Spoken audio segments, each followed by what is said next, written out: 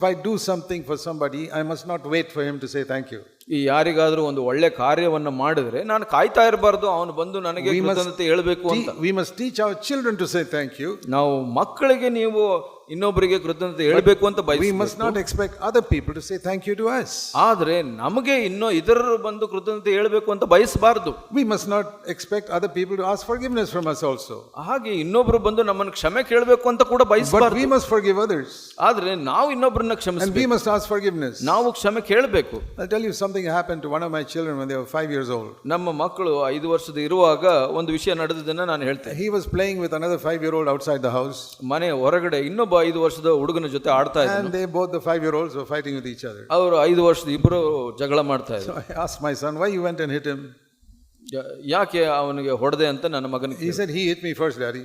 ಅವನು ನನಗೆ ಮೊದಲು ಹೊಡೆದ daddy. We mustn't do that as Christians. We don't fight like that. ಹಾಗೆ ಕ್ರೈಸ್ತರಾಗಿ ನಾವು ಹಾಗೆ ಜಗಳ ಮಾಡಬಾರದು. I said now we have to go to his house and ask forgiveness for hitting him. ನಾವು ಇವಾಗ ಹೋಗಿ ಆತನನ್ನ ನೀನು ಹೊಡೆದಿದ್ದಕ್ಕೆ ಕ್ಷಮೆ ಕೇಳಬೇಕು. I took my son to the neighbor's house.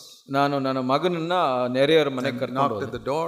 ಮನೆ ಬಾಗಿಲು ತಟ್ಟಿದೆ. I told the man, see, my son wants to say something to your little boy. So ನೀನು ಚಿಕ್ಕ ಮಗನಿಗೆ ನನ್ನ ಮಗನು ಏನೋ ಹೇಳಬೇಕು ಅಂತ. Both the same age, 5 years old. ಇಬ್ಬರು 5 ವರ್ಷದ ಮಕ್ಕಳು. So my son said, I'm sorry for hitting you. ನನ್ನ ಮಗ ಹೇಳ್ದ ಕ್ಷಮಿಸು ನನ್ನನ್ನು ಹೊಡೆದಕ್ಕೆ ಅಂತ. The other boy didn't say anything. ಇನ್ನೊಬ್ಬ ಹುಡುಗ ಏನು ಹೇಳಲಿಲ್ಲ. So I left, came back. ಅಲ್ಲಿ ಬಿಟ್ಟು ನಾನು ಮನೆಗೆ ಬಂದೆ. My son says, he never asked forgiveness from me. ನನ್ನ ಮಗ ಕೇಳ್ದ ಅವನು ಕ್ಷಮೆ ಕೇಳಲಿಲ್ವಲ್ಲ ನನ್ನ ಹತ್ರ. I said, don't worry about that. ಅದರ ಬಗ್ಗೆ ನೀನು ಚಿಂತಿಸಬೇಡ. We are Christians. ನಾವು ಕ್ರೈಸ್ತರು. We ask forgiveness. ನಾವು ಕ್ಷಮೆ ಕೇಳ್ತೀವಿ. Other people, whether they ask or don't ask, it's not our business. ಇನ್ನು ಇತರರು ನಮ್ಮ ಹತ್ರ ಕೇಳ್ತಾರೋ ಇಲ್ವೋ ಅದು ನಮ್ಮ ವ್ಯವಹಾರವಲ್ಲ. So today I know where my son is. He's following the Lord. ಇವತ್ತು ನನ್ನ ಮಗ ಎಲ್ಲಿದ್ದಾನೆ, ಅದಕ್ಕೆ ಕರ್ತನನ್ನ ಹಿಂಬಾಲಿಸ್ತಾ ಇದ್ದಾನೆ. I don't know where that other boy is. ಆದ್ರೆ ಇನ್ನೊಬ್ಬ ಹುಡುಗ ಏನಾದ ನನಗೆ. But if he grew up like that, I'm sure he's out in the world. ಆ ತರ ಅವನು ಬೆಳೆದಿದ್ರೆ ಅವನು ನಿಜವಾಗ್ಲೂ ಲೋಕದಲ್ಲೇ ಹೋಗ್ಬಿಟ್ಟಿರ್ತಾನೆ. The values that you teach your children when they are 5, 6, 7 years old, those are the values they'll have when they grow up. ನಿಮ್ಮ ಮಕ್ಕಳಿಗೆ ಅವರು 5, 6 ವರ್ಷ ಇರುವಾಗ ಏನು ಮೌಲ್ಯಗಳನ್ನು ಕಲಿಸ್ತಿರೋ ಅದೇ ಮೌಲ್ಯಗಳನ್ನು ಅವರು ದೊಡ್ಡವರಾಗಿದ್ದಾಗ ಹಿಂಬಾಲಿಸ್ತಾರೆ. We must say thank you to others, but we must not expect them to say thank you to us. ನಾವು ಇತರರಿಗೆ ಕೃತಜ್ಞತೆ ಹೇಳಬೇಕು, ಆದ್ರೆ ಇತರರಿಂದ ನಾವು ಕೃತಜ್ಞತೆ ಬಯಸಬಾರದು. This is a bad habit that we have in India, that we are very reluctant to say thank you. ನಮಗೆ ಈ ಭಾರತ ಸಮಾಜದಲ್ಲಿ ಇರುವಂತ ಒಂದು ಕೆಟ್ಟ ಒಂದು ಮನೋಭಾವ ಏನಂದ್ರೆ ಇನ್ನೊಬ್ಬರಿಗೆ ಕೃತಜ್ಞತೆ ಹೇಳೋ ಅಭ್ಯಾಸ ಇರೋದಿಲ್ಲ. But we must develop that habit. ಆದರೆ ಆ ಒಂದು ಅಭ್ಯಾಸವನ್ನ ಮಾಡ್ಕೊಳ್ಳಿ. I'll tell you how God taught me a lesson. ನನಗೆ ಒಂದು ಪಾಠವನ್ನು ದೇವರು ಕಲಿಸಿದ್ರು, ಅದರ ಬಗ್ಗೆ ಹೇಳ್ತೀನಿ. Because it is a lesson that God taught me very deeply many years ago. ಬಹಳ ವರ್ಷದ ಮೊದಲು ಬಹಳ ದೀರ್ಘವಾಗಿ ದೇವರು ನನಗೆ ಕಲಿಸಿಕೊಟ್ರು. And I have never forgotten it. ನಾನು ಅದನ್ನು ಯಾವತ್ತೂ ಮರ್ತಿಲ್ಲ. So I repeat it many times. ನಾನು ಮತ್ತೆ ಬಹಳ ಹೇಳಿದ್ದೀನಿ.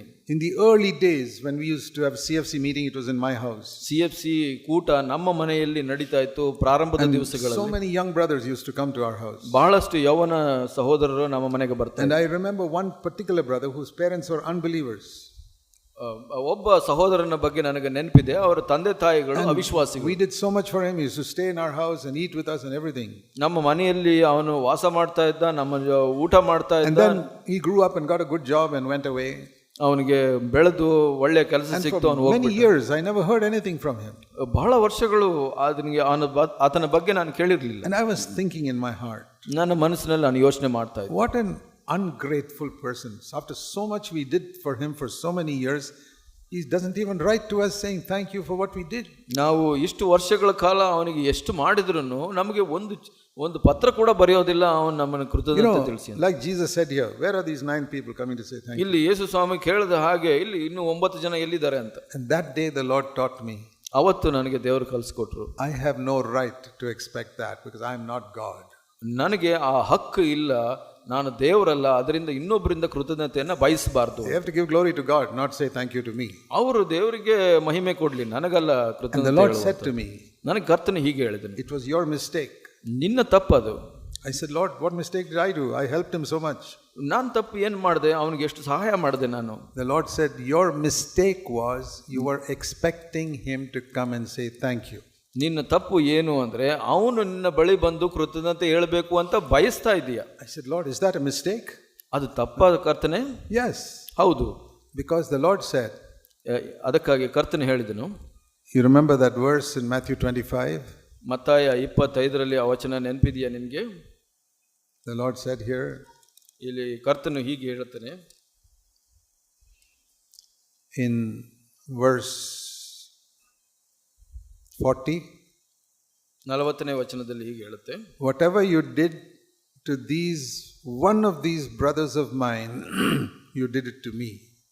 ಈ ನನ್ನ ಸಹೋದರರಲ್ಲಿ ಕೇವಲ ಅಲ್ಪನಾದವನಿಗೆ ನೀನು ಏನೇನು ಮಾಡಿದೆಯೋ ಅದನ್ನು ನನಗೂ ಮಾಡಿದ ಹಾಗಾಯಿತು. So the Lord said, whenever you help a least brother, ಕರ್ತನು ಹೀಗೆ ಹೇಳಿದನು, ಯಾರ ಅಲ್ಪನಾದ ಸಹೋದರನಿಗೆ ನೀನು ಏನು you are doing it to me.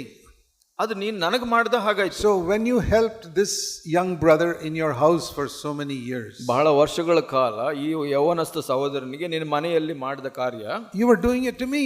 ಅದು ನನಗಾಗಿ ಮಾಡ್ತಾ ಇದ್ದೆ ನೀನು. I will thank you for it. ನಾನು ನಿನಗೆ ಕೃತಜ್ಞತೆ ಹೇಳ್ತೀನಿ.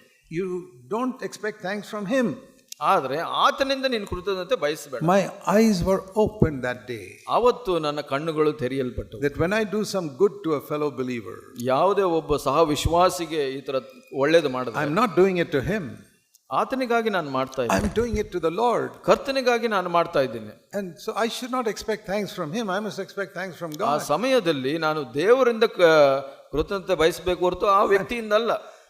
I don't expect any thanks from God. He's already done so much for me on the cross. Why should he come and say thank you to me? ಯಾಕೆ ಕರ್ತನು ನನಗೆ ಬಂದು ಕೃತಜ್ಞತೆ ಹೇಳಬೇಕು? ಅವನು ಮೊದಲೇ ಶಿಲುಬೆಯಲ್ಲಿ ನನಗಾಗಿ ಬಹಳ ಹೆಚ್ಚು ಮಾಡಿದ. I discovered something that day. ಅವತ್ತು ಒಂದನ್ನ ಕಂಡುಕೊಂಡೆ. That my mistake was that in serving other people, I was expecting them to say thank you to me. ನಾನು ಇತರ ವಿಶ್ವಾಸಿಗಳಿಗೆ ಸೇವೆ ಮಾಡೋದ್ರಲ್ಲಿ ಅವರು ನನ್ನ ಕೃತಜ್ಞತೆ ಹೇಳಬೇಕು ಅಂತ ಬಯಸ್ತಾ ಇದ್ದೆ. I realized it was a sin. ನನಗೆ ಅವತ್ತು ಅರಿವಾಯಿತು ಅದು ಪಾಪ ಅಂತ. Many Christians don't realize that it is a sin to expect people to say thank you to them. ಬಹಳಷ್ಟು ವಿಶ್ವಾಸಿಗಳಿಗೆ ಅದು ಅರಿವಾಗೋದಿಲ್ಲ, ಇನ್ನೊಬ್ಬರು ಬಂದು ನನಗೆ ಕೃತಜ್ಞತೆ ಹೇಳೋದು ಪಾಪ ಅಂತ. Because they don't realize I've not done it to him, I've done it to the Lord. ಅಲ್ಲಿ ಏನು ಅವ್ರಿಗೆ ಅರಿವಾಗೋದಿಲ್ಲ ಅಂದ್ರೆ, ಏನೇ ನಾವು ಒಳ್ಳೆಯದನ್ನು ಉಪಕಾರ ಮಾಡಿದ್ರು ಆ ವ್ಯಕ್ತಿಗೆ ಮಾಡ್ತಾ ಇಲ್ಲ, ಕರ್ತನಿಗೆ ಮಾಡ್ತಾ ಇದ್ದೀವಿ. He said, even if you did it to the least of these brothers, you have done it to me. ಇಲ್ಲಿ ದೇವರ ವಾಕ್ಯ ಹೇಳುತ್ತೆ, ಯಾರ ಅಲ್ಪನಾದ ಸಹೋದರನಿಗೆ ನೀನು ಮಾಡಿದ್ರು ಅದು ನನಗಾಗಿ ಮಾಡಿದೆ ಅಂತ. That is just one example. ಅದು ಒಂದೇ ಒಂದು ಉದಾಹರಣೆ. How the Lord has shown so many things in my life which most Christians don't even think is sin. ಬಹಳಷ್ಟು ವಿಶ್ವಾಸಿಗಳು ಮಾಡುವಂತದ್ದು ಎಷ್ಟೋ ನೋಡಿದ್ದೀನಿ, ಅವರಿಗೆ ಅದು ಪಾಪ ಅಂತ ಕೂಡ ಅರಿವಾಗೋದಿಲ್ಲ. I am sure you have also made this mistake which I told you just now. ನಾನು ಇವಾಗ ಹೇಳಿದ ಕಾರ್ಯ ನೀವು ಕೂಡ ನಿಮಗೂ ಕೂಡ ಬಯಸಿರಬಹುದು, ಮಾಡಿರಬಹುದು. Expect other people to be grateful to you for all that you have done for them.